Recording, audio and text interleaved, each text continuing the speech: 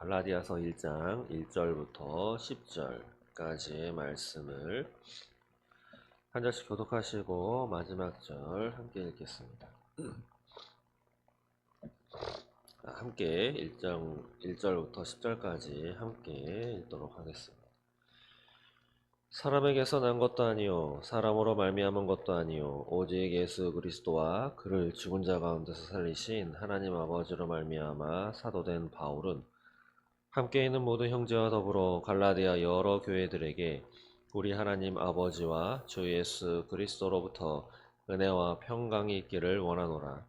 그리스도께서 하나님 곧 우리 아버지의 뜻을 따라 이 악한 세대에서 우리를 건지시려고 우리 죄를 대속하기 위하여 자기 몸을 주셨으니 영광이 그에게 세세토록 있을지어다. 아멘. 다른 복음은 없나니 다만 어떤 사람들이 너희를 교란하여 그리스도의 복음을 변하게 하려 함이라. 그러나 우리나 혹은 하늘로부터 온 천사라도 우리가 너희에게 전한 복음 외에 다른 복음을 전하면 저주를 받을지어다. 우리가 전에 말하였거니와 내가 지금 다시 말하노니 만일 누구든지 너희가 받은 것 외에 다른 복음을 전하면 저주를 받을지어다. 이제 내가 사람들에게 좋게 하랴 하나님께 좋게 하랴 사람들에게 기쁨을 구하랴 내가 지금까지 사람들의 기쁨을 구하였다면 그리스도의 종이 아니니라. 아멘. 네, 오늘부터 갈라디아서를 말씀을 가지고 하나님의 은혜를 나누도록 하겠습니다. 갈라디아서도 사도 바울이 쓴 서신이죠. 갈라디아서.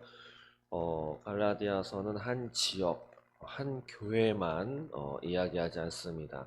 소아시아 지역의 여러 교회들 그 한 지역에 보낸 회람 서신이죠. 회람 서신이다라고 하는 것은 돌려서 나만 읽는 것이 아니고 옆에 교회 또 그 옆에 교회 서로 돌아가면서 읽는 서신이 회람 서신입니다. 갈라디아서는 사도 바울이 거의 처음 썼다고 알려지고 있습니다. 갈라디아서를 쓴 목적은 오늘 본문에도 나오듯이 다른 복음, 예수 그리스도의 복음 외에 이단, 사이비라고 생각하시면 편하게 이해가 되실 것입니다. 그런 다른 복음을 예수 복음을 변질시키고 헷갈리게 만드는 다른 복음을 자꾸 전하는 그 사람들로 인해서 이 갈라디아 교회, 갈라디아 지방의 여러 교회가 많은 어려움이 있었고 또 교회가 거의 혼란스럽고 파탄 지경에까지 많은 분란도 일어나고요.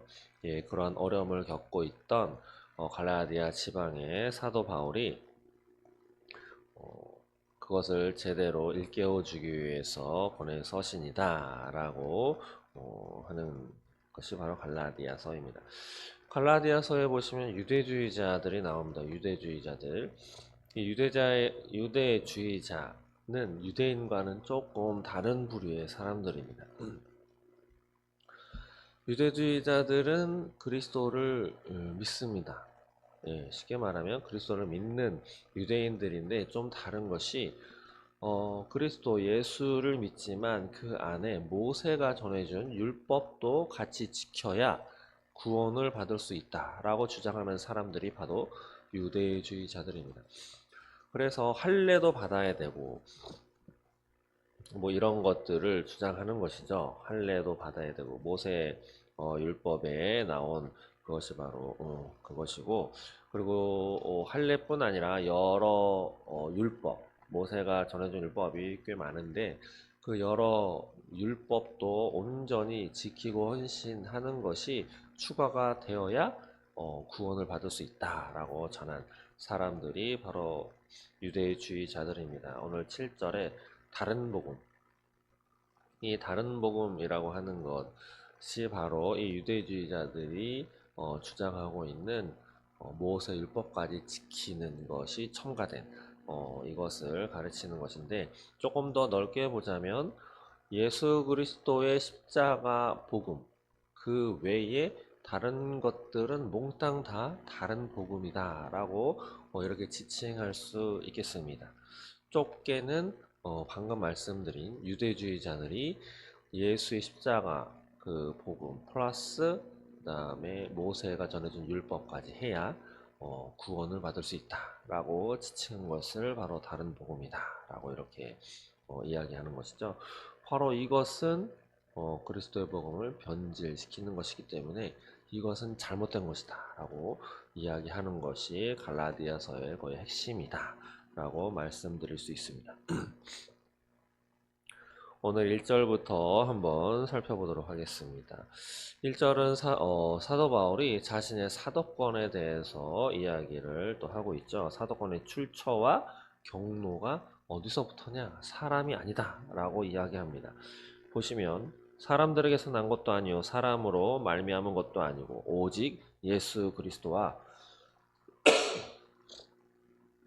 그를 죽은 자 가운데서 살리신 하나님 아버지로 말미암아 사도된 바울은이라고 자신의 사도권을 이야기하고 있습니다. 어디서부터 나느냐? 오직 예수 그리스도 그리고 죽은 자 가운데 살리신 부활시키신 하나님 아버지로부터 나의 사도권은 부여받았다라고 이야기하는 것이죠. 굳이 그냥 하나님 아버지라고 이야기하지 않고 죽은 자 가운데서 살리신이라고 하는 부활에 대해서 이야기한 것은 무엇이냐면 바로 부활 사건, 죽은 자를 영원히 다시 살리신 그 능력이 있으신 분이 바로 하나님이시다라고 죄송합니다. 하나님의 능력을 입증하는 그 내용으로 부활을 이야기하고 있는 것이죠. 이렇게 사도 바울은 자신의 사도권은 오직 예수 그리스도와 하나님 아버지로부터 부여받았다. 그렇기 때문에 자신의 사도직을 거부한다고 하는 것은 바로 자신이 전한 복음을 거부하는 것이고 이것은 그 원천이 됐던 그리스도와 또 하나님을 거부하는 것이고 대적하는 것이다 라고 하는 것을 알 수 있습니다. 2절에는 함께 있는 모든 형제와 더불어 갈라디아 여러 교회들에게 거기 나오는 것 같이 갈라디아 한 교회를 지칭하는 것이 아니고 여러 교회들이라고 이렇게 지칭하고 있죠. 그리고 함께 있는 모든 형제라고 하는 것으로 미루어 보아서 이 갈라디아 교회에 다른 복음을 전하는 그래서 많은 분열이 일어났던 것들을 염려하는 형제들이 많았다라고 추측할 수 있습니다. 3절에는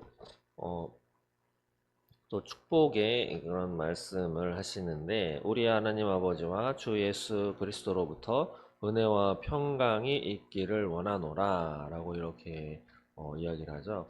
거의 사도 바울의 여러 서신에서 공통적으로 나오는 겁니다. 많이 듣는 용어죠. 은혜와 평강. 예, 제가 얼마 전에도 한번 말씀을 드렸는데 은혜와 평강이 정확하게 어떻게 설명하고 고백할 수 있는 것인지 우리는 좀 기억해야 할 것입니다. 교회에서 많이 듣는 용어인데도 불구하고 누가 질문한다면 딱 부러지게 설명하기가 쉽지 않은 것이 또 우리 교회 기독교 용어인 것이죠. 여기서 은혜는 카리스라고 하면서 예수의 십자가 사건을 통해서 실현된 구원의 은총이다 라고 이렇게 설명할 수 있습니다. 하나님께서 주신 은혜는 무엇이냐? 예수 그리스도의 십자가를 통해서 실현된 구원의 은총이 바로 은혜다 라고 하는 것이고요. 에이레네라고 하는 이 평강은 평안하고 조금 더 다릅니다. 무엇이냐면 멸망해서 죽을 수밖에 없었던 이 죄인이 예수 그리스도로 인해서 죄사함을 받았죠. 이 죄사함을 받아서 그 마음에 하나님과 화해해서 받은 안정되고 축복된 상태를 소유한 것 좀 어렵습니다. 쉽게 말하면 죽을 수밖에 없었던 우리가 예수의 은혜로 죄 사함을 받아서 하나님과 화목을 이루어졌죠. 그래서 그 마음이 안정되고 축복된 상태. 예, 이것이 바로 평강이다라고 이렇게 설명할 수 있을 것입니다. 예, 제가 또 기회가 될 때마다 또 말씀드리겠습니다. 예, 이러한 은혜와 평강이 있기를 원하노라라고 이렇게 축복의 말씀을 하고 4절에는 무슨 이야기를 하시냐면 또 그리스도께서 하나님 곧 우리 아버지의 뜻을 따라서 이 세대, 이 악한 세대에서 우리를 건지시려고 우리 죄를 대속하기 위하여 자기 몸을 주셨으니 예수 그리스도가 이 땅에 오셔서 성육신을 하시고 또 십자가 사건, 십자가에서 달려 돌아가신 그 이유와 목적을 밝히는데 무엇이냐면 하나님 아버지의 뜻을 따라 오셨죠. 그래서 이 악한 세대에서 우리 죄인을 건지시기 위해서 이 땅에 오셨다라고 이야기하는 것입니다. 바로 우리를 건지시기 위해서 오셨지 다른 목적을 가지고 오신 것이 아니다라고 하는 거죠. 그래서 우리 죄를 대속하기 위하여 자기 몸을 주셨다. 예수 그리스도께서. 여기서 한번 주목해 보아야 할 것은 이 악한 세대라고 하는 단어입니다. 이 악한 세대. 지금 2024년도 지금 이 시대를 악한 세대라고 강팍한 세대 이런 세대로 많이 불리고 있는데 거의 2000년 전 예수님께서 사시고 돌아가신 지 얼마 되지 않은 그때에 또 이 악한 세대라고 이렇게 이야기하고 있는 것을 보면 인간이 살고 있는 이 시대는 별로 이렇게 달라지는 것 같지는 않습니다. 이 악한 세대, 정확하게 말하자면 복음을 거부하는 이 세상을 악한 세대다라고 이렇게 지칭할 수 있는 것이죠. 예, 악한 세대이기 때문에 복음을 거부하는 것이고 복음을 거부하기 때문에 또 악한 세대로 남아 있는 것입니다. 그리고 5절에 보시면 영광이 그에게 세세토록 있을지어다. 예, 영광을 돌리죠. 그리고 끝에는 아멘이라고 덧붙이고 있죠. 아멘. 우리가 많이 하는 단어죠. 아멘. 내가 동의합니다. 나도 확신합니다. 나도 믿습니다. 나도 그렇게 되기를 소망합니다. 라고 하는 오늘날은 소위 기도의 응답으로 이렇게 응답에 대한 표현으로 아멘이라고 하는 단어를 쓰는데 구약에서는 서약할 때, 선언할 때 그것을 확인하는 의미로 또 신약에서는 예수님의 말씀이 진실합니다 라고 하는 뜻으로 덧붙여서 아멘이라고 하는 용어를 씁니다. 그 의미는 많이 포괄적이죠. 많이 넓습니다. 그리고 6절부터는 이제 사도 바울이 조금 격앙된 어조로 갈라디아서 교인들에게 이제 이야기하는 것이 나옵니다. 6절 보겠습니다. 그리스도의 은혜로 너희를 부르신 이를 이같이 속히 떠나 다른 복음을 따르는 것을 내가 이상하게 여기노라 라고 이야기하고 있죠. 이상하게 여긴다. 단순히 좀 이상한데 에서 끝나는 것이 아니고 내가 실망스럽다라고 이야기하는 것입니다. 왜? 내가 전한 복음에서 이렇게 빨리 떠날 줄 몰랐다라고 이야기하는 것이죠. 떠나서 뭘 따르느냐? 다른 복음. 여기서 말하는 다른 복음은 앞서 말씀드린 유대주의자들이 주장하고 있는 할례도 받아야 하고 율법의 다른 많은 규정도 몸소 지키고 따라야만 구원을 받을 수 있다라고 하는 것, 그 다른 복음을 따랐기 때문에 내가 실망스럽다라고 사도 바울이 이야기하고 있는 것입니다. 근데 다른 복음을 따르는 것이 진짜 위험한 것은 사도 바울이 그 앞에 그리스도의 은혜로 너희를 부르신 이를 이같이 속히 떠나냐라고 이야기하는 것으로 보는데 너희를 부르신 이가 누굽니까? 바로 하나님이죠. 그래서 다른 복음을 따르는 것은 바로 하나님을 떠난 것을 의미한다라고 볼 수 있는 거죠. 그렇기 때문에 이 시대에도 많은 이단과 사이비가 난무하고 있습니다. 우리 더생명교회에도 지금은 뭐 아직까지는 편지가 오지 않는데 신천지에서 편지가 두 통이 왔었어요. 예, 두 번째 편지가 왔을 때는 제가 그 편지를 이렇게 찢어가지고 일부러 찢겨진 그 모습을 봉투 겉에 좀 보이도록 해서 우체함에다가 제가 이렇게 넣어놨는데 그 다음부터는 오지 않습니다. 이 지역에도 수많은 이단들과 사이비가 있는데 그들을 따르는 것은 무엇이냐? 바로 하나님을 떠났다라고 이렇게 볼 수 있는 것이죠. 예, 사도 바울이 이렇게 이야기하고 있는 것입니다. 그러면서 7절 이하에 보시면 이 다른 복음에 대해서 다시 이야기하고 있는데 다른 복음은 없다. 다만 어떤 사람들이 너를 교란하여 그리스도의 복음을 변하게 하려 함이라 라고 이야기하고 있죠. 그리스도의 복음, 바로 예수님께서 십자가 사건을 통해서 이루신 그 구원 역사, 그것이 복음인데 그것을 변질되게 하려 한다라고 하는 거죠. 예, 여기서 말하는 어떤 사람들은 바로 유대주의적 율법주의자들, 유대주의자들을 의미하는 것입니다. 다른 복음, 여기서 다르다.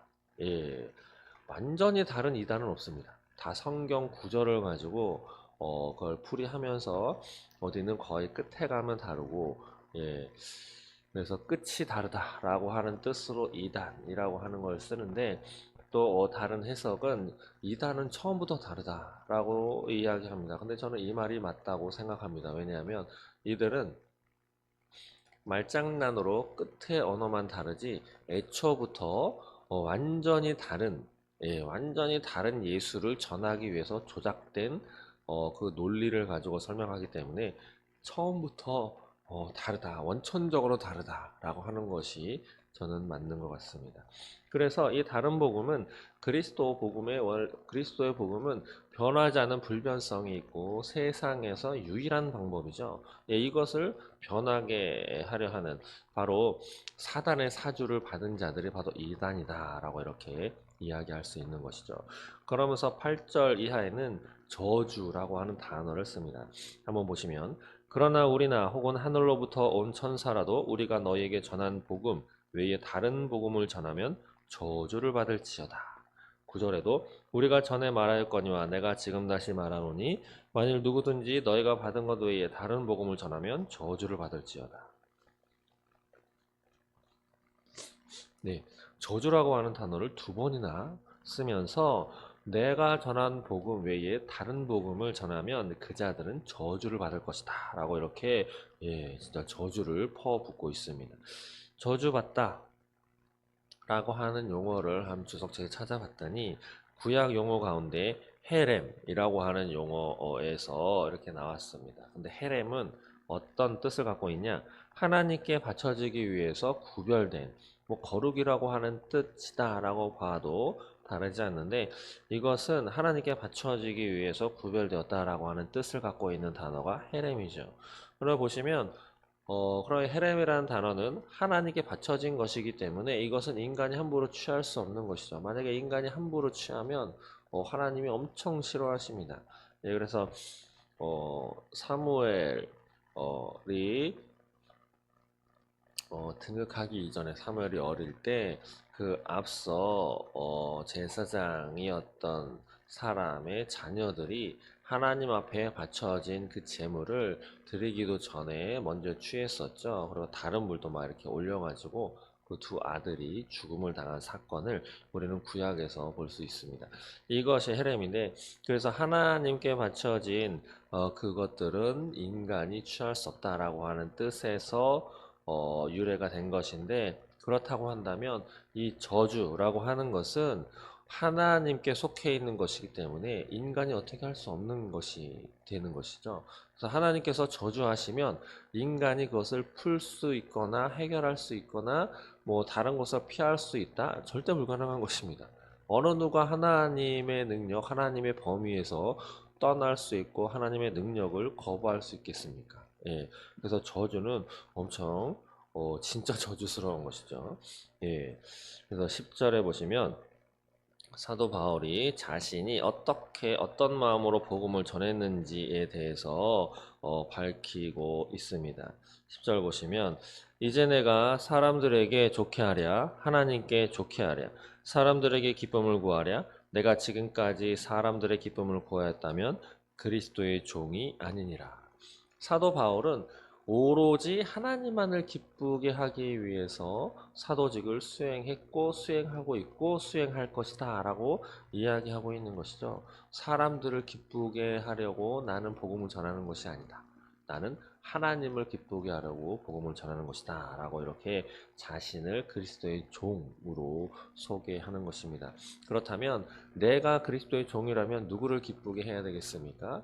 내 가족, 내 친척, 나에게 속한 성도, 이거 사람들이 아니라 하나님을 기쁘게 하는 그 사람이 바로 그리스도의 종이다라고 이야기할 수 있습니다.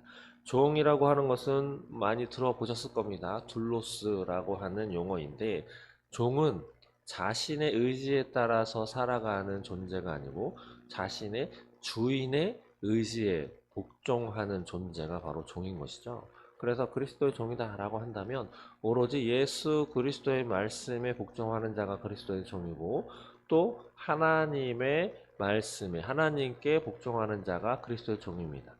그리고 삼위일체이신 성부 하나님의 그 음성에 따르는 자가 또 그리스도의 종이다라고 말할 수 있는 거죠.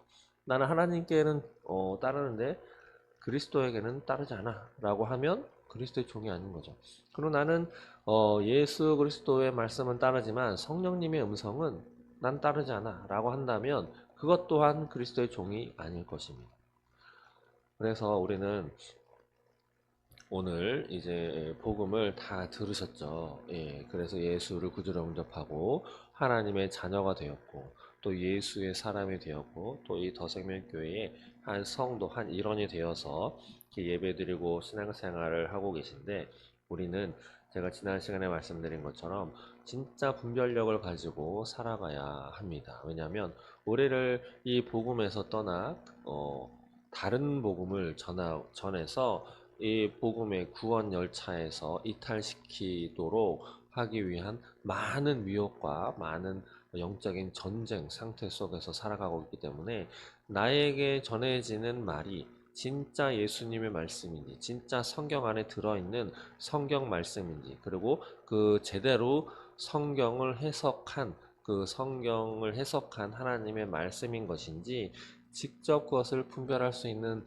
분별력을 여러분들이 또 제가 가져야만 오늘날은 하나님의 자녀로서 진짜 신앙생활 제대로 할 수 있는 것이죠. 예, 그런 분별력이 없이 그냥 하나님의 말씀이라면 무조건 믿고 따르다 보면 잘못하면 이단에 빠지기가 쉬운 때가 바로 지금 세상입니다. 그래서 성경을 직접 피시고 그 성경 말씀을 직접 읽어 보셔서 진짜 나에게 들려지는 말씀이 성경에 있는 말씀인지 아니면 사람의 말인지 그리고 나에게 전해준 말씀이 사람을 기쁘게 하려고 전해지는 말씀인가 아니면 정말 이 말씀을 전해시는 하나님이 기뻐하실 말씀인가를 잘 분별하는 저 여러분 되시기를 소망합니다. 함께 기도하겠습니다. 아버지 감사합니다. 죽을 수밖에 없는 우리를 그 죄의 구렁텅이에서 건져내어 하나님과 화목하게 하시고 하나님의 그 은혜와 평강을 누리게 하신 모든 것이 하나님의 은혜인 줄 믿습니다. 아버지여 이 시대에도 신앙생활을 한다는 것이 쉽지 않은 때인데 이것이 지금의 새롭게 등장하는 것이 아니라 이 이단과 사이비와 다른 복음을 전하는 자들이 2000년 전에도 초대교회 때도 있었음을 오늘은 우리는 깨닫게 됩니다.